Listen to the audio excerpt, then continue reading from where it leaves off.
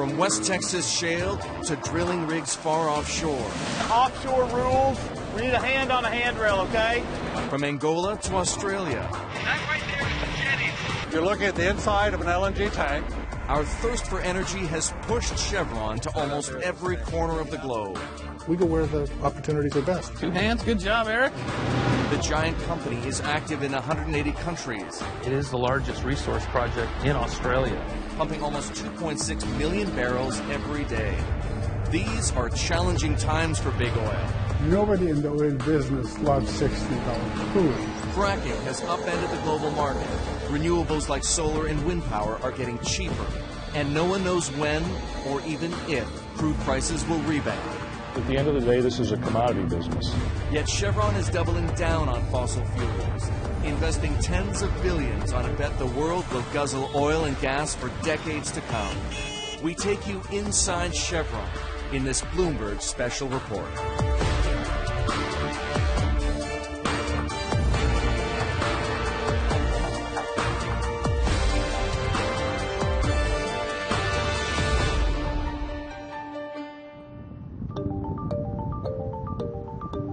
This is Midland, Texas. In the mid-1980s, it lived through an oil price collapse. On the main street downtown, you can still see the impact. 30 years later, Midland is caught up in another bust. Prices have plunged by 60% in just 9 months. Drilling rigs are being idled. Jobs, more than 50,000 to date, are disappearing across the country. Fracking is why this is happening. Hydraulic fracturing is the technology that has unlocked billions of barrels of American crude. The biggest producers are holding up better in this slump than the wildcatters are, but they still feel the pain. Just look at Chevron. The company had to stop buying back stock and slashed its capital spending plan by $5 billion. Actually, CEO John Watson didn't have a choice. When a good chunk of your revenue disappears overnight, you do have to take stock of that, and we are taking some actions to reduce our spending profile, finish the projects that are under construction, pace the others to see if we can bring costs down. We keep a very strong balance sheet so that we can withstand the ups and downs of the commodity markets. There are some that maybe haven't been in the business as long, that haven't seen the price excursions down that we have. I've seen 5 drops of 50% or more in the price of oil in my 35 years.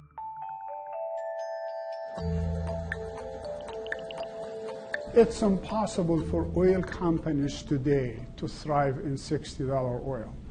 They can withstand the pressure for a lot longer than most of their peers. They will be hurt, but the smaller guys will be killed. Horizontal drilling and hydraulic fracturing has completely changed the energy mix, the outlook, and the perception. That is a game changer that will likely change the industry forever. Fracking is why America now produces 70% more oil than it did 5 years ago, and almost as much as Saudi Arabia.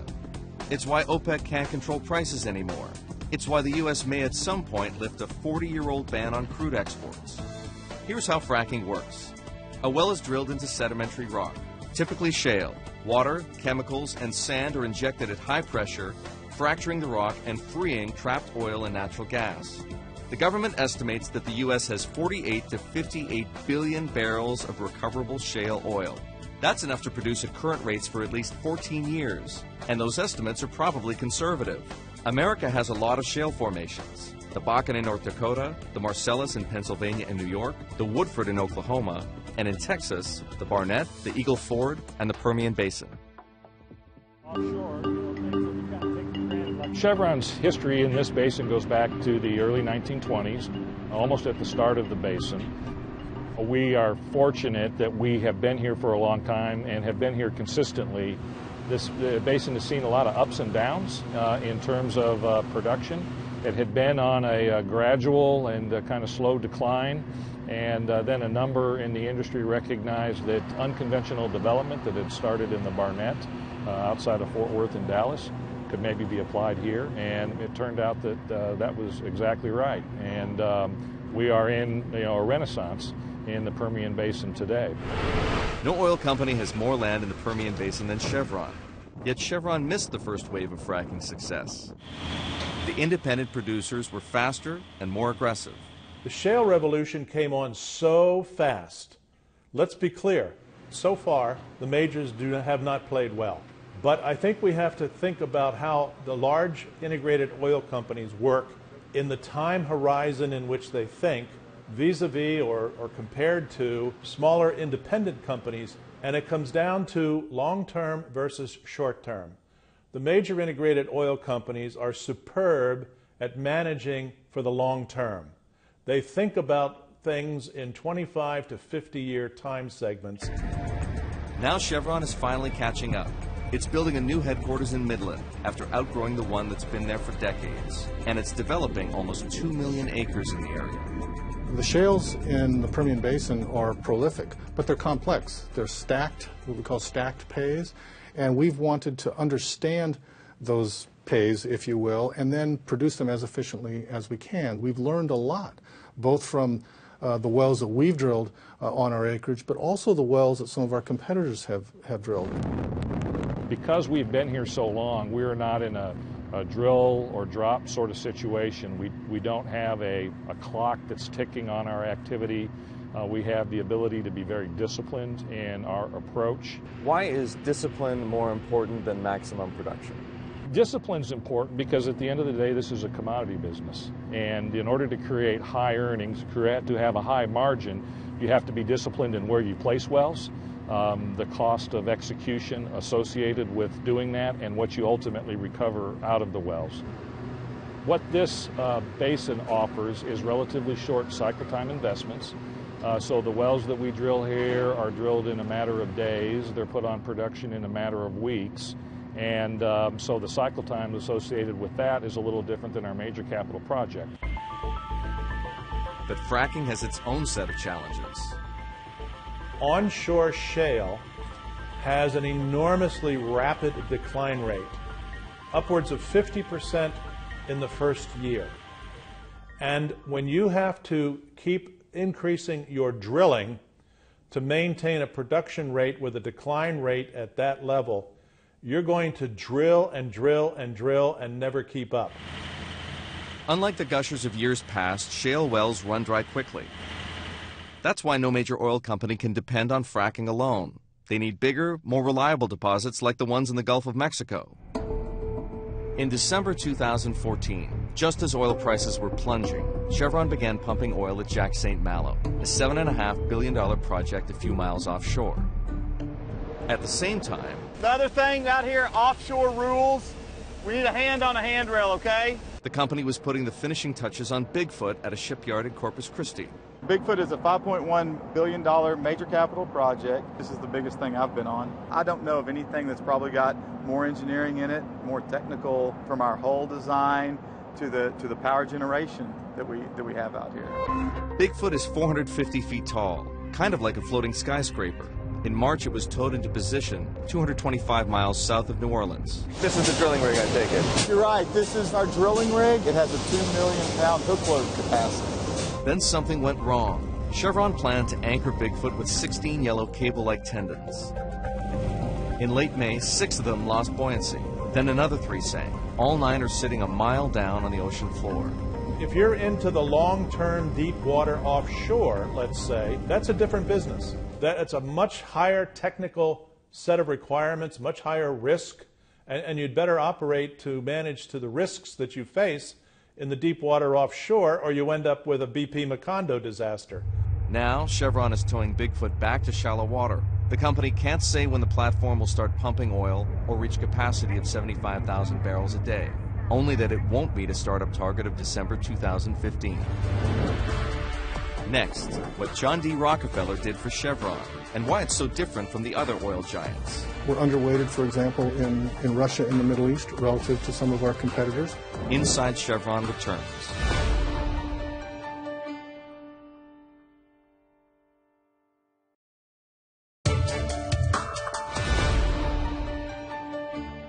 It started out as a gusher in the hills northwest of Los Angeles almost 140 years ago. Today, Chevron is America's second largest oil company, with a global reach and operations in everything from deepwater drilling to pipelines. Well number 4 at Pico Canyon was drilled in 1876.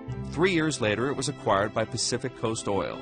Entered John D. Rockefeller. His Standard Oil Company was an industrial empire that controlled 90% of America's oil production and 85% of its sales. Standard bought Pacific at the turn of the century.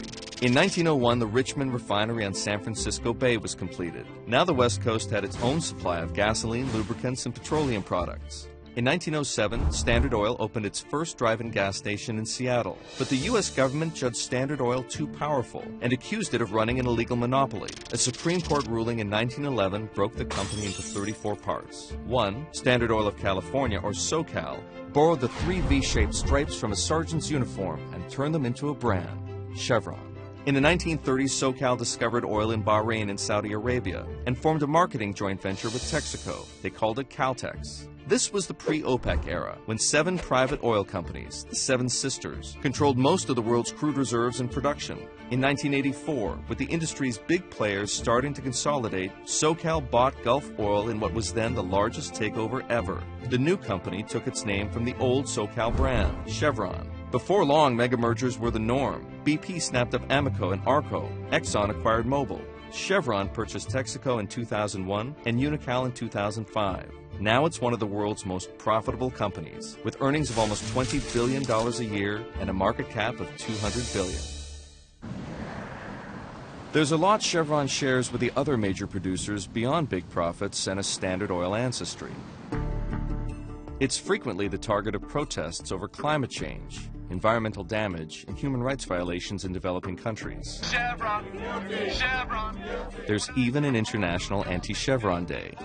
Plus, Chevron ranks up there among the industry's top spenders on government lobbying, raising concerns about the influence it wields over politicians and regulators.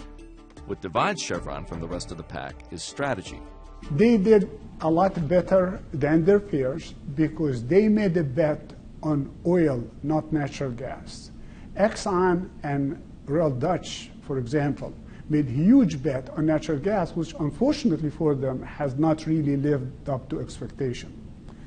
Chevron, on the other hand, made a bet on oil, and it has worked in their favor very well over the last 10 or 15 years. We are a little bit different. We're more upstream weighted than some of our companies, so more oil and gas production weighted relative to downstream and chemicals. We have recognized expertise in deep water development, in dealing with in LNG development.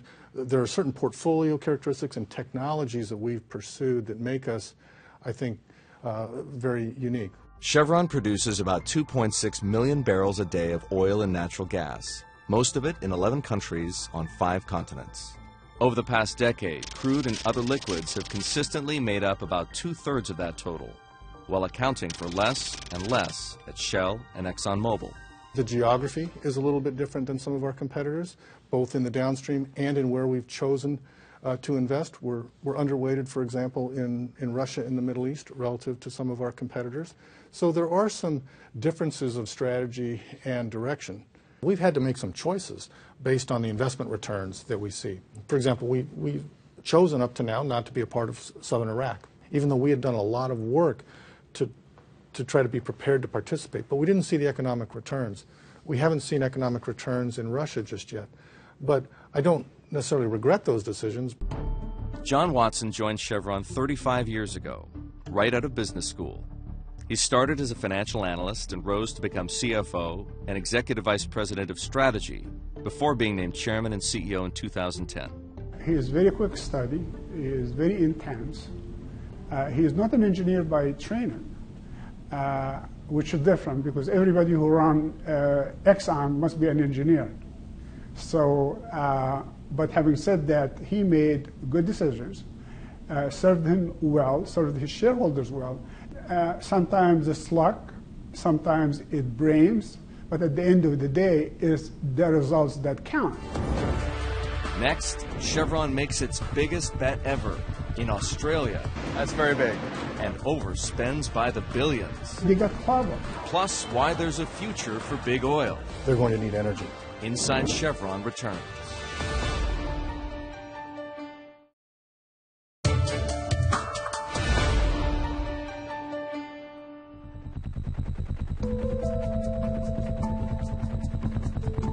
Gorgon. It's the biggest project of its kind in the world. 37 miles off the coast of northwest Australia.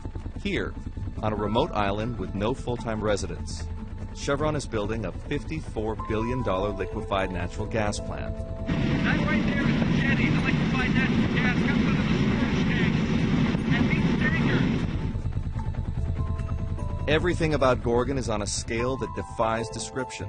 This stuff is massive, right? This stuff is enormous. Gorgon is the largest project that Chevron has ever undertaken, and it is the largest resource project in Australia, and one of the largest resource projects in the entire world. Gorgon is on Barrow Island, about 700 miles north of Perth. Its sister development, Wheatstone, is on the mainland, on the Australian outback. Together, they'll produce about 4 billion cubic feet a day of natural gas. That's enough to fuel the state of New York, with plenty to spare. Except the U.S. has more gas than it needs. That's why Chevron came to Australia. I see what's happening in the developing world, and I see what their needs are. And they need power, for example. Where is it going to come from? It's going to come from natural gas. We have had prolific discoveries of natural gas in Australia. The Gorgon and Wheatstone developments, the combined spending by us and our partners on those projects is about $85 billion. That reflects a very significant amount of natural gas that we have found in the area, and the opportunity to develop it, its proximity to the Asian markets, which it will serve, just has created a very good investment opportunity for us. Both projects take gas pumped from undersea deposits, clean it, freeze it, and load it onto tankers bound for Japan and elsewhere in Asia.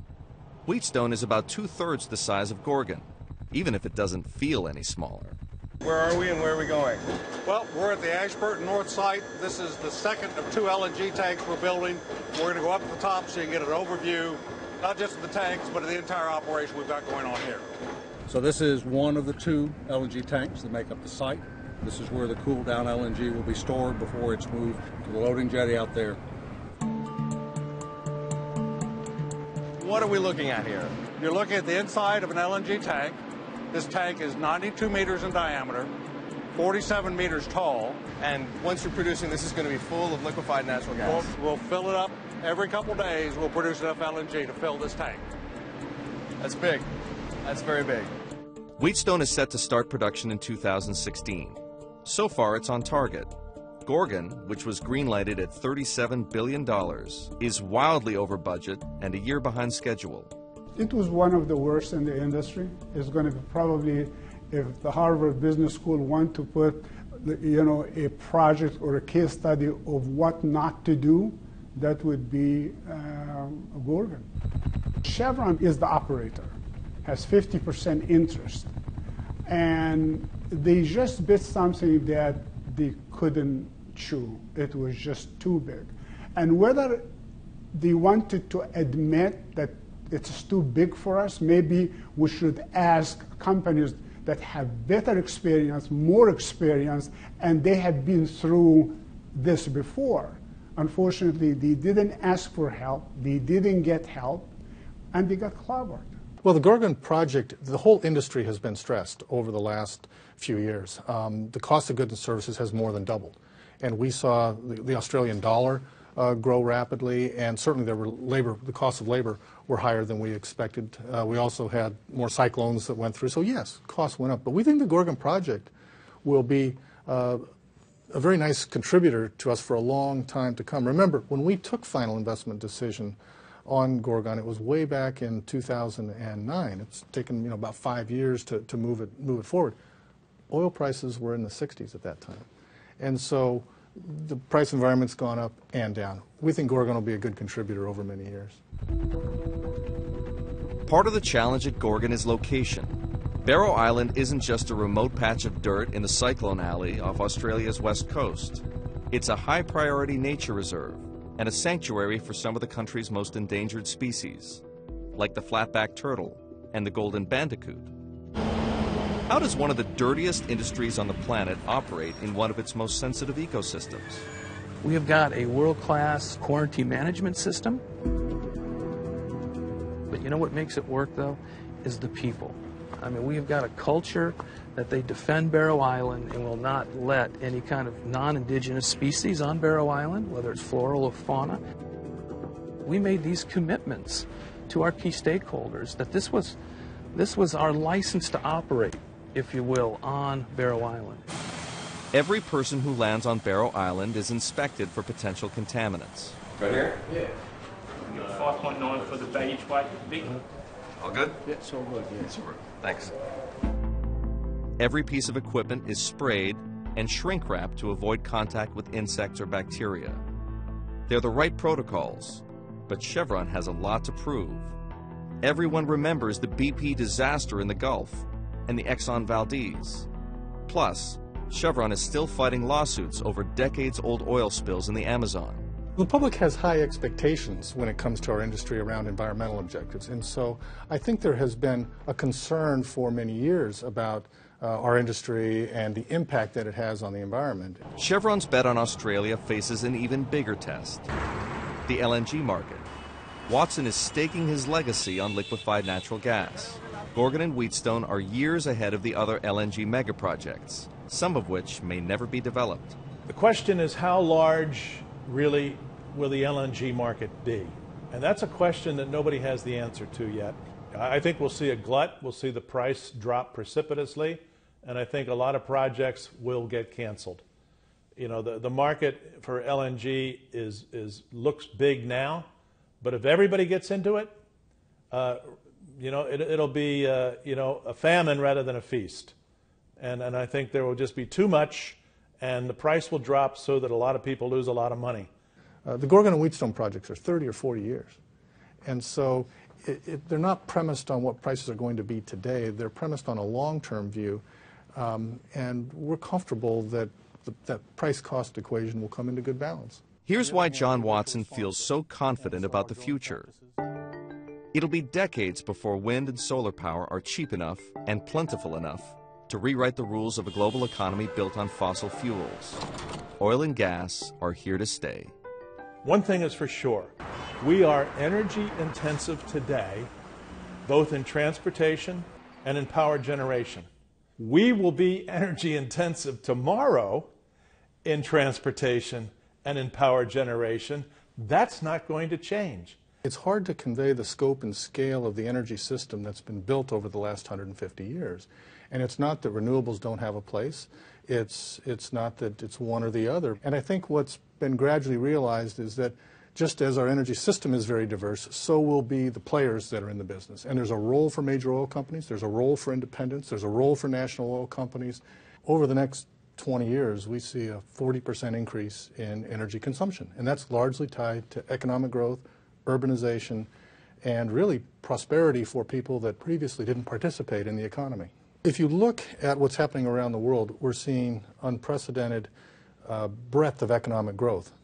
If you go back many years, the economic growth took place in the U.S. and Europe. Now we're seeing Asia and Africa grow. And as more people enter the middle class, they're going to need energy.